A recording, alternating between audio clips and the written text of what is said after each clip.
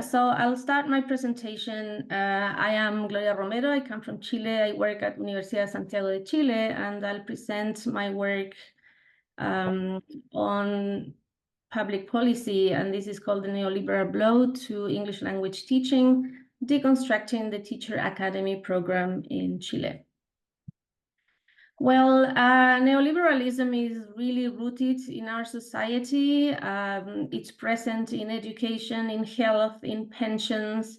Everything is privatized, all public services, and even water is privatized at this point. So the neoliberalization of Chile began imposed by shock during Pinochet's dictatorship. And Chile is considered the first laboratory for radical free market experiments. Of course, the tentacles of neoliberalism have touched education, and after an educational reform from 1980s, many changes occurred in our educational system.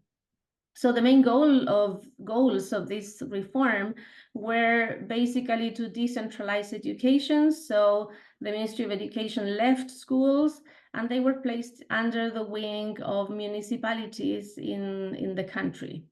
Education was privatized. A new system was added to what we had before. And this is called the semi-private schools that are run by private investors that receive the same amount of funds that public schools receive for them to run these semi-private schools. A system of school choice was imposed too, where parents have the freedom to choose any school they want based on their resources, of course. And there is a very strong system of school competition based on the result of standardized tests, where different schools receive economic funds and rewards for achieving high standards on those tests. Of course, this has created educational ghettos. A public school, the system has eroded. The decline has gone down. The enrollment, has declined. And there is no social mobilization. Stratification is very, very strong. So we have that well-off families always enroll their children in private schools, middle-class families in semi-private schools, and working class families and immigrant families have no choice to enroll the children in private schools, so they go to the public sector. What has happened to English teaching? It's also has been touched by these neoliberal policies. So we have in private schools, schools and students have between 8 to 10 hours of English per week. They receive international certification. They work with important textbooks. Teachers are paid for their PD training.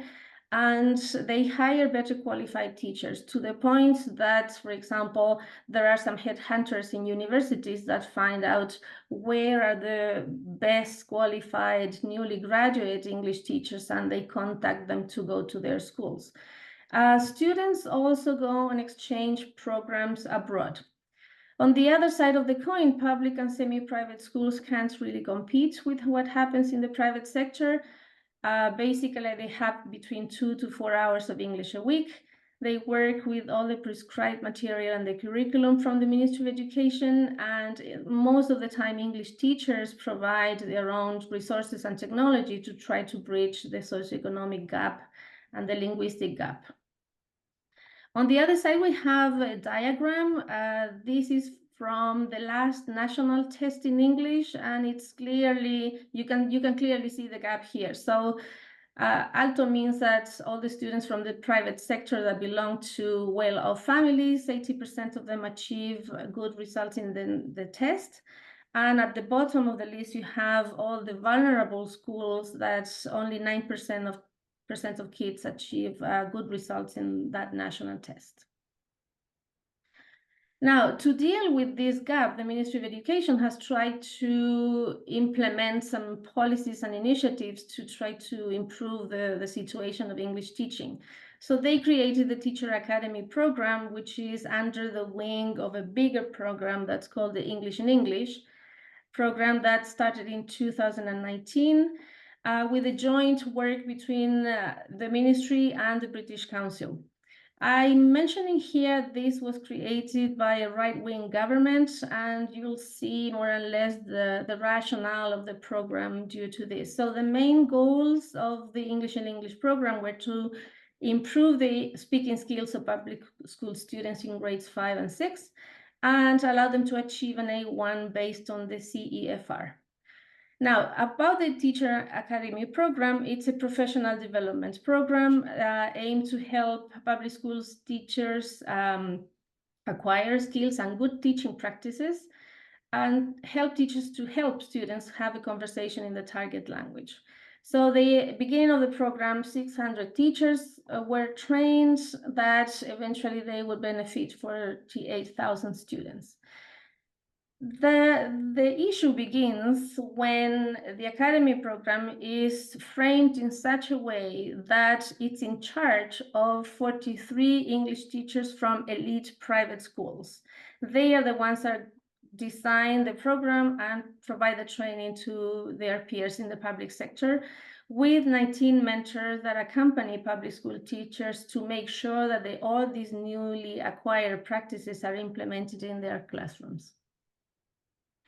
For this study, I used the capability approach that is used for looking at social issues in ELT and many other fields as well. It comes from economist Amartya Sen, who says that rather than paying attention to the resources we have, we should be paying attention to the creation of opportunities and conditions for all people to do what they value in life.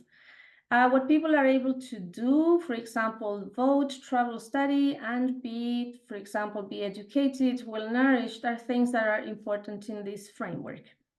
The CA, the capability approach, looks at freedom and opportunities that people have to formulate capabilities or value doing some beings. In the end, capabilities represent real opportunities and freedoms to achieve functionings, which are the things that we value in life.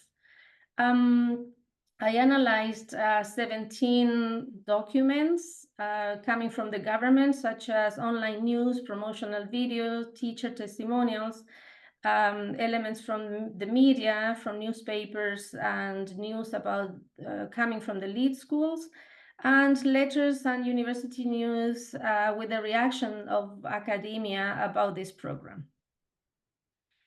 Now, it's interesting to notice the government's discourse here, which is very neoliberal. First of all, it indicates that the private sector is the one that has the capabilities to provide good knowledge and activities and initiatives to the public sector, which is very incapable of doing good things. So public school teachers are really seen as incapable professionals responsible for the low level of English of students in the country. Quotes, they make inadequate use of grammar, pronunciation, and vocabulary, and have poor fluency skills. They do not speak English in class, and teachers should be saved by the contribution of public schools and their methodological tools that are more effective for teaching English. So on the other side, we have these capable elite teachers are the ones in charge of dealing with the program. The program is run by them and in the elite schools because they have high academic excellence. They are able to promote a public-private alliance.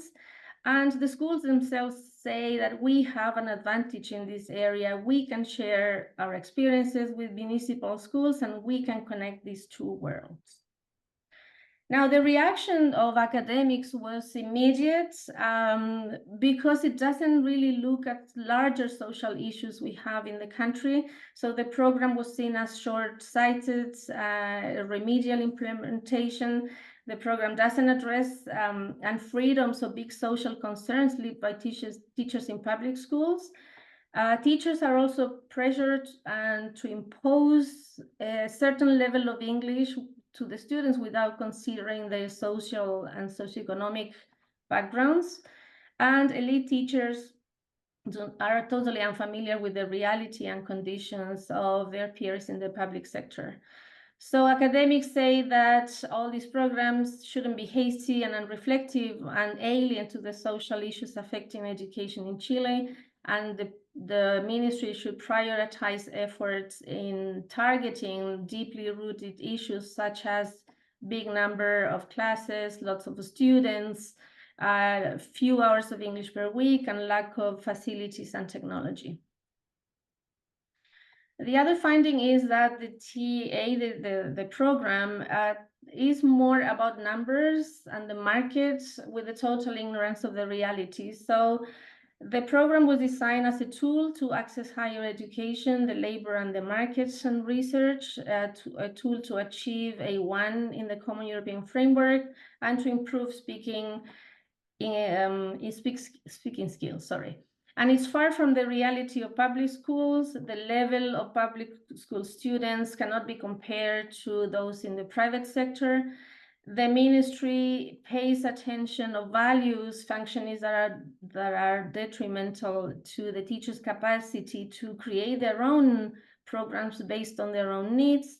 And it points to the replication of private generated teaching and know-how into public schools.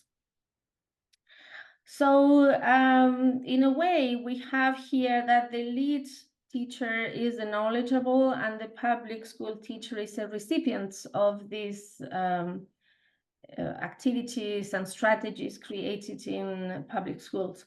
So elite teachers are seen as experts who share their knowledge, advice, wisdom with less experienced professionals. These teachers have the capabilities, expertise, and knowledge to create teaching opportunities for public school teachers. These schools also are generating great opportunities for collaboration where all these private school teachers transmit innovative teaching to public school teachers.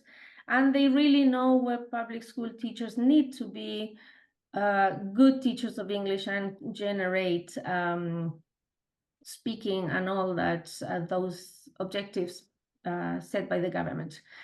And we also have the aspect of the given, which is very uncritical. So the teachers receive something. It's a fixed package of opportunities and resources to be replicated in the public classroom. So there's even a system of rewards for the public school teachers that have a good performance, commitment, and they get a certification and some sort of reward for attending and being in the program. To conclude, the program really perpetuates the neoliberal model that we have in the country. English is still seen as something that has the power to improve public education. Elite schools have the capabilities to determine what is good teaching. And the program doesn't really value or recognize teachers in the public sector as sources of knowledge, because they really need to be re-educated by capable elite peers. In a way, public school teachers are incapable of being good teachers and having good results in the public classroom. So these teachers need to be recipients of good teaching that cascades from the elite world. This is very neoliberal, all this trickling down to the public sector. So the idea as a reflection is that ELT policies should be co-created with members of all educational communities. And instead of thinking of re-education, we should be thinking of empowering teachers to decide and determine situated professional development that's really meaningful and practical and situated in their school realities. Thank you very much.